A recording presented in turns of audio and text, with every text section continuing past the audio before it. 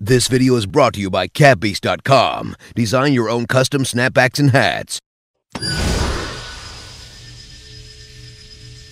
Hey guys, Youmuus here, and today we have a new series called TLDR PB Roundup. It's basically where I go on PB and I round up all the news and try and give it to you guys as quick as possible. A lot of people do PB content on YouTube, but I feel like it's a little bit watered down and bloated. So I'm going to try and do this and give you guys the information as fast and effectively as possible. So all these videos I'm going to try and keep under 5 to 10 minutes. So let's get started here with some mini reworks. Alright guys, first one up is a little bit of a mini rework for Reksai. Reksai's passive now makes it so that he gets Fury a lot faster. As you can see, 3 Qs fully stacks up his Fury. He doesn't get as much bonus from hitting multiple enemies. He just gets more Fury from using spells. His Unburrowed Q does more damage now and has better scaling, which is nice for AD Reksai. And his Burrowed Q now does physical damage instead of magic, which opens up lethality build routes for him.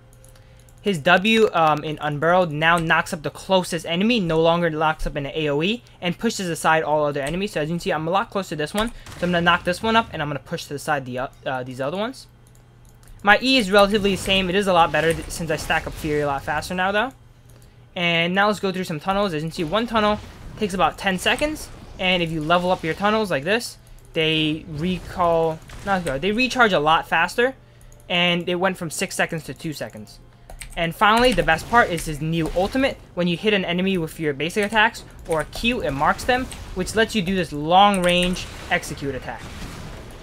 As you can see there, it gets pretty strong, like about 400 base damage plus 30% missing health. That's a good bit of damage. So, I really like the new Reksai changes. Alright, next one up with the mini rework is Kindred. So, it looks like they're hitting a lot of junglers here. Kindred's Q now gives him attack speed, or her attack speed, instead of bonus damage with stacks. So you can see it does a lot of damage. The W now does magic damage instead of physical damage.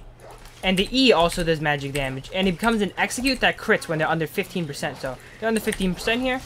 Let's see how much it crits for. There you go. There's a lot of crit damage there. It crits for magic damage and execute damage. The R got no changes. And the passive got a change where instead of doing maximum percent health damage or current health damage, it now increases her range on her abilities. So let's do this here. Every 4 stacks, I have 3 stacks right now, it increases the range of your abilities. First up by 75, and then every 4 stacks after that, 25. So if we look at our range here, it's 500. After we kill this, get our stack, we have 575, and it also increases the range of your Q and your E. So pretty nice changes to Kindred here. Alright guys, last one up for the gameplay changes is Zyra. Her plants actually lost a lot of health. So I'm gonna spawn one here. As you can see, they only have 2 health now, and they converted the bonus health from the W to the ultimate, so this makes her a little bit less dominant in lane. So now I'm going to rank up my ultimate, and I'm going to hit it here. As you can see, it gets a lot more health.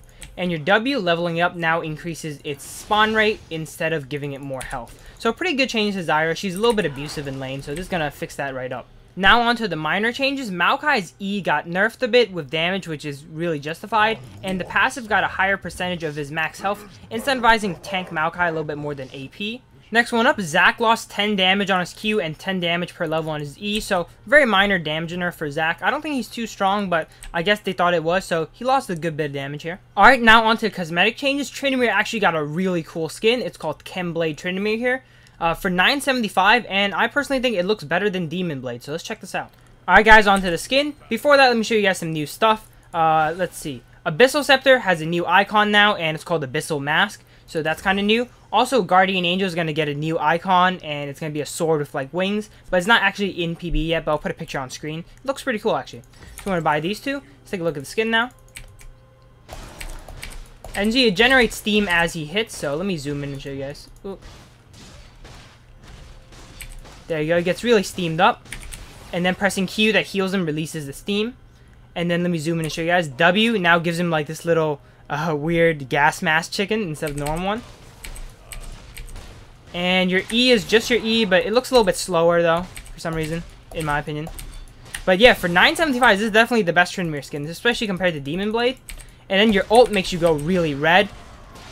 This means you can't die. This might actually help the enemies though, because they can very obviously see when you're in ult and when it's about to run out. But yeah, pretty cool skin for Tryndamere. Hope you guys enjoyed this video. I try to cut out as much fluff as possible and just give you guys the info. So yeah, if you guys enjoyed, leave a like. Tell me what you guys think of this new series. This is Youmuus signing out, and I'll see you guys later.